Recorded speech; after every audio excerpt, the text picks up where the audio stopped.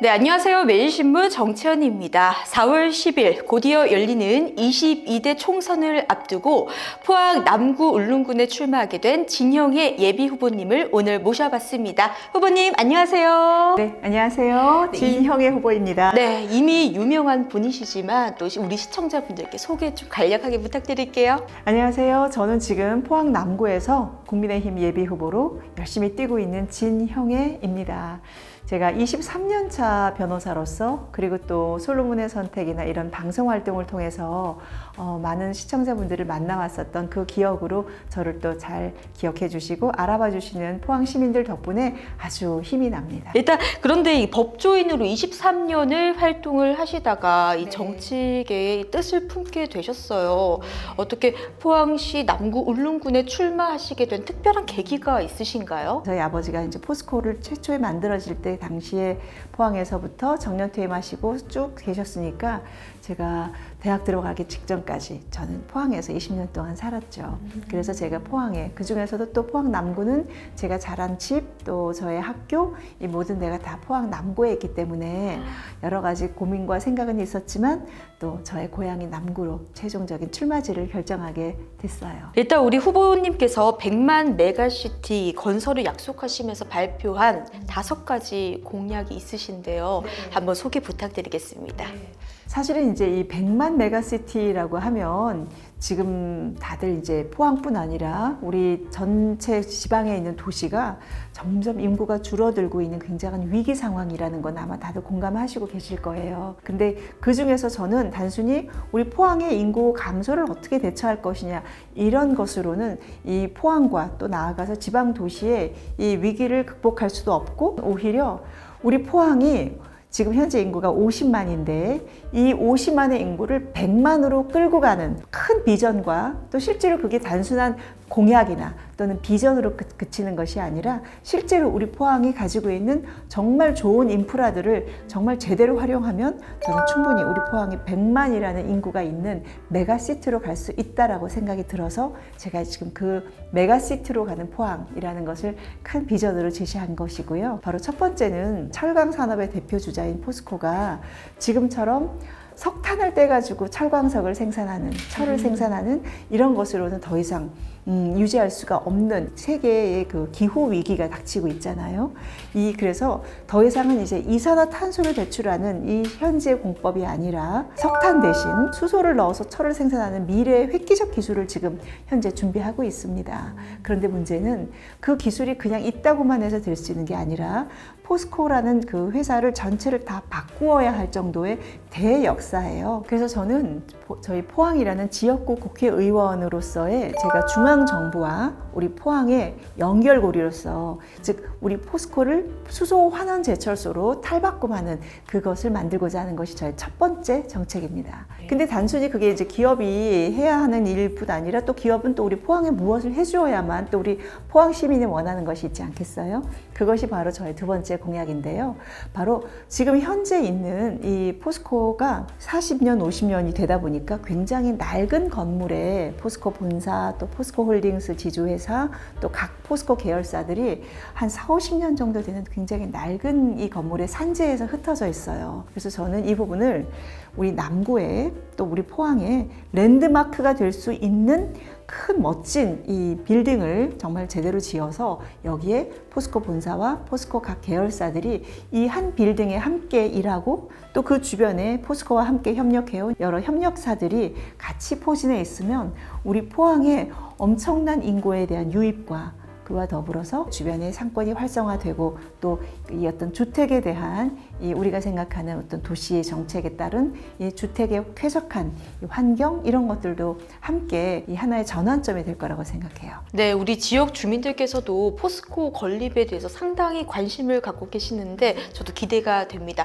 자, 그렇다면 세 번째 공약은 어떤 게 있을까요? 아마 포항하면 또 많은 포항 시민들이 정말 아프게 기억하는 게 바로 지진으로 인한 피해입니다. 그리고 이제 그때 당시에 많은 포항 시민분들의 노력과 또 포항의 이 지자체 임원분들 또 의원분들의 이런 도움으로 포항 지진에 대한 특별법이 제정되기는 했는데요. 문제는 이 정신적인 피해 배상 이 부분이 입법에서 충족되지 않은 바람에 지금 아마 포항에 오신 분들은 많이들 포항 지진 피해에 대한 뭐 원고 소송 인단 이런 얘기를 아마 많이 곳곳에서 보시거나 들으셨을 거예요. 그래서 저는 이것은 마치 코로나 재난 지원금을 이 정부가 일괄적으로 지원했던 것처럼 이 포항 지역에 있어서의 이 지진 피해에 대한 정신적인 배상은 일괄적인 입법으로 해결해야 한다고 저는 생각합니다. 변호사로서 제가 24년 동안 일해온 저로서는 가장 우리 포항 시민을 위해서 제 전문적인 영역을 활용해서 이 부분을 입법적으로 일괄 해결하고자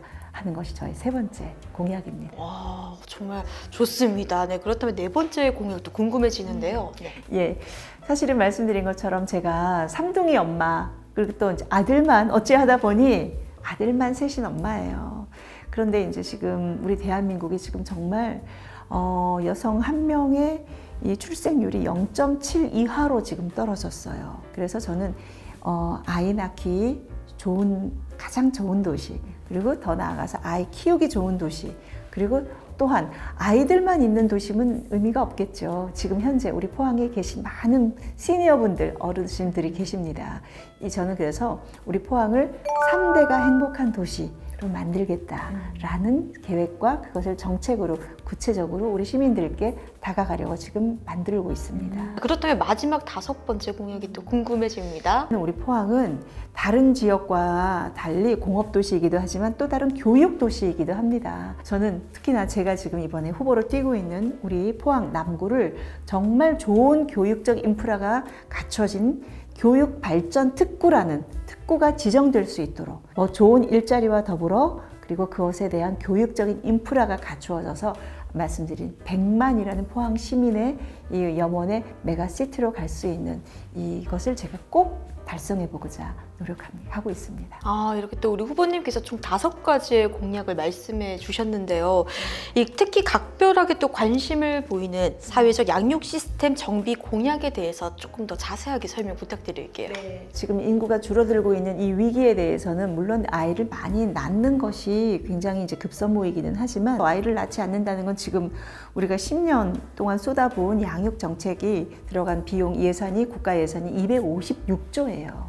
그런데 그에 대한 성적표는 지금 0.7이라는 출생률이 깨진 것이 지금 우리의 현실이거든요. 그렇기 때문에 저는 적어도 우리 대한민국에서 태어난 아이들이 어른으로서 건강하게 잘 자라기 위해서 어떤 꼭 필요한 양육비 이 부분을 일단 국가가 먼저 양육비를 선지급, 즉 대납하고 그리고 나서 국가는 힘도 있고 권력도 있고 강제력도 있잖아요. 그 부분을 국가가 먼저 양육비를 지급해서 적어도 아이들이 이 양육비가 경제적인 부분이 너무 힘들어서 아이도 또는 다른 아이를 키우는 다른 부모도 어떤 더 힘든 나락으로 빠지지 않도록 그래서 저는 양육비 국가 선지급 제도 이 부분을 반드시 저는 입법으로 꼭 실현하고자 하는 마음을 갖고 있습니다. 그리고 또 우리 후보자님께서 세 번째 공약으로 또 내거셨던 지진 피해 배상 국회 입법으로 일괄 해결하신다고 했는데 또 저희 포항시청에서는 이 국회나 또 정부의 건의를 했는데 아직 뾰족한 수가 크게 나오지 않고 있는 상황입니다.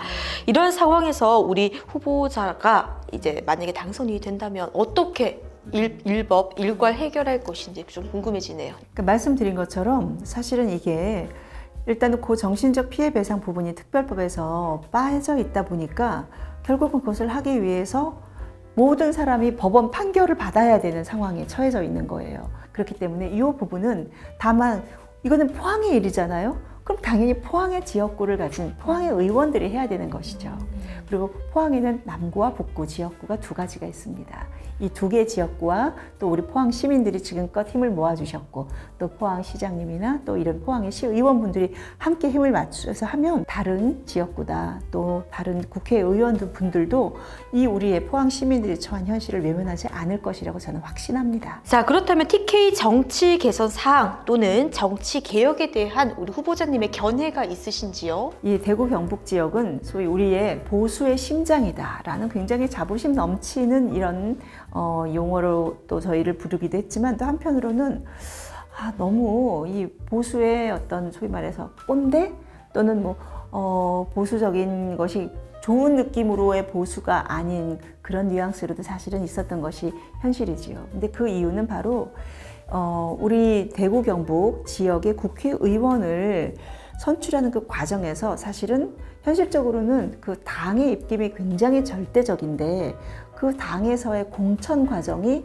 이 대구 경북 지역의 국민들의 민의를 또 열망을 제대로 발휘하지 못했던 그 부분을 담아내지 못했던 것이 저는 가장 큰 이유라고 생각하거든요. 근데 저는 참 다행이라고 생각하는 게 이번에 국민의힘이라는 당이 또 제가 지금 그 후보로 뛰고 있는 그 당에서 시스템 공천이라는 것을 통해서 정말 좋은 지역의 인재들이 중앙정부와의 정말 좋은 연결고리와 함께 지역에 이 자신들이 할 수 있는 능력을 펼칠 수 있는 이 기회가 전 이번에 시스템 공천으로 열리고 또 그것이 정말 그렇게 제대로만 작동한다면 전혀 우리 TK 지역의 어떤 정치가 더 이상 이런 뭐 보수 꼴통이니 또는 구태의연한 정치니 그런 이야기에서의 오명은 더 이상 우리가 따라붙을 오명이 아니라고.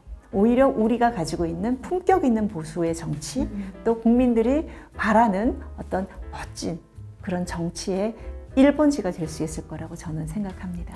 네, 이 TK 정치에 대해서 우리 후보자님의 견해까지 이렇게 들어봤습니다. 자, 그렇다면 후보자님 마지막으로 우리 유권자분들께 한 말씀 부탁드릴게요. 지금 현재 대한민국 정치가 보여주고 있는 어떤 국민들에게 어떤 다툼, 정쟁, 소모 그런 어떤 또 내 편, 네 편, 진영 가리기 이런 식의 이미지의 정치가 저 또한 되게 실망을 해왔었고 그래서 저 또한 정치에 대해서는 조금 냉소적인 이 태도를 취하고 있었어요. 그래서 저는 제가 어떤 우리 포항 시민 한 분 한 분을 만나 뵙고 저의 진심을 전하고 또한 그런 제가 말씀드린 그런 좋은 정치인으로서의 저의 한 가지를 같이 만나 뵙고자 노력하고 있습니다. 네, 지금까지 포항시 남구 울릉 국회의원 예비 후보시죠. 진형의 예비 후보님과 함께 했습니다.